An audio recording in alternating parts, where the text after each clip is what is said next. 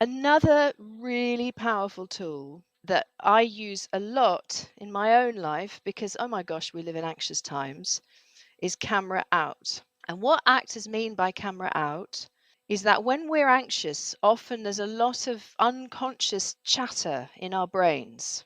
And so actors will tell you before you go on stage, rather than psyching yourself out with what could possibly go wrong, you get into camera out. My feet are on the floor, the air is on my face, the clothes are on my skin. I can see my fellow actors about to walk on stage. And it's taking us into the body's external surfaces, our proprioception. So right now, just feel your feet on the floor. Right now, just feel the air on your face, the clothes on your skin. Look around the room and see something you haven't noticed before. And just notice how that shifts your state. And I've definitely taught this to my daughters. Well, so this has two levels. This is a tool I use a lot to self-regulate myself when I feel that I'm tipping over into something unproductive. If we can catch that, then this moment of feet on floor, air on face, clothes on skin, I was taught by a neuroscientist that the attention system is very limited. We can either do inner chatter or we can do proprioception, feet on floor, air on face. And I notice in myself that if I'm tipping over into something really unproductive, welcome to parenting, that just coming back to air on face, clothes on skin, be here now is very powerful as a self-regulation tool.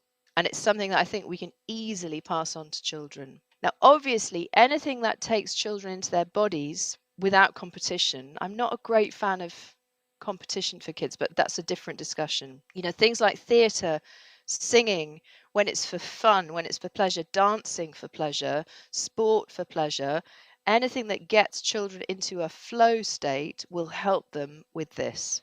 And there's a reason that the Greeks trained their athletes and their orators on the same field. So the person who's scared about going out in front of an audience, the more they're in their body, the more they will be able to self-regulate what's going on, because it's in our head that we tend to psych ourselves out.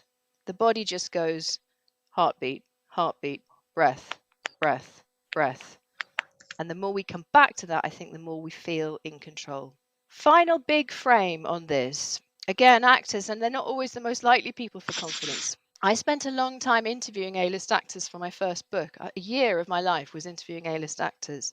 And Bill Nighy was one of them. And he was delightfully paranoid. For all of your children who feel a bit uncertain and insecure at times, what I would say to them is, when I went into this research, I thought these A-list actors would have a kind of modicum of confidence. And the big epiphany for me was that from Helen Mirren to Frances McDormand to Sarah Jessica Parker, they were all completely insecure.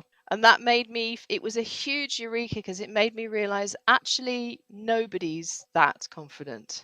And it's been borne out through time talking to senior leaders in businesses who should, in theory, be confident, aren't. Nobody's confident apart from, you know, I don't know, I've got more trained, you know, mental health people than me, but I think there are certain clinical reasons why some people have a kind of an aura of self-confidence, but it doesn't make them very healthy leaders, put it that way. I'm not going to diagnose them. Now, what Bill Nighy said was that his big principle for overcoming this paranoia was that when he walks out on a film set for the first day, he says to himself, not, are they going to walk me off set? Is this any good? But he says, this lovely question that's on screen in front of you, how can I help this crew, this director, this producer, the makeup people, the catering, the sound, the cinematographers, to make this the best film we can make? And he said, what that does for me is it takes me out of this feeling of not being good enough or being in competition, and it takes me into a feeling of contribution, being in service. Now, my daughter's in her school play tomorrow afternoon. I'm going to go and watch her. And if she's nervous in the morning, I'll do a couple of things. I'll do Fofbok, feet on floor, air on face, come back to the body. And I'll say, think about the whole cast. Think about all of you together and how you can help everybody have the most fun tomorrow afternoon. And it's amazing how can I help just neutralizes paranoia. It neutralizes that kind of anxiety that we get about us. And it takes away the competition, which I think often doesn't help people. And it gives us a much more positive human experience of being together. So I would pass that on as a framework if any of your children are doing any kind of performance. It's not about being on your own on stage impressing people.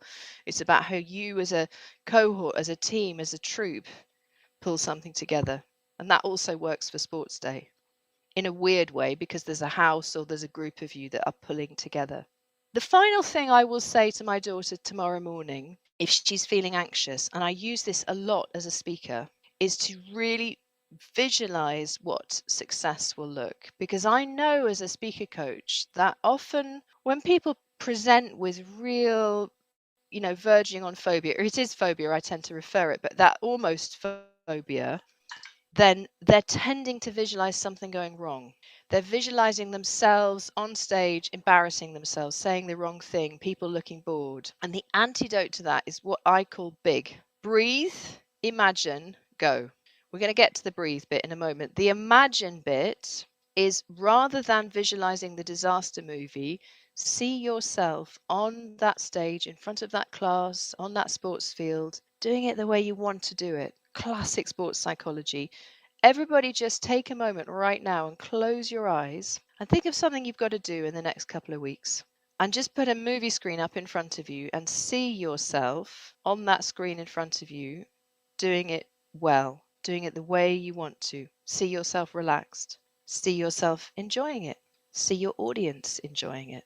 And turn up the colors, turn up the sounds, make it nice and bright and clear.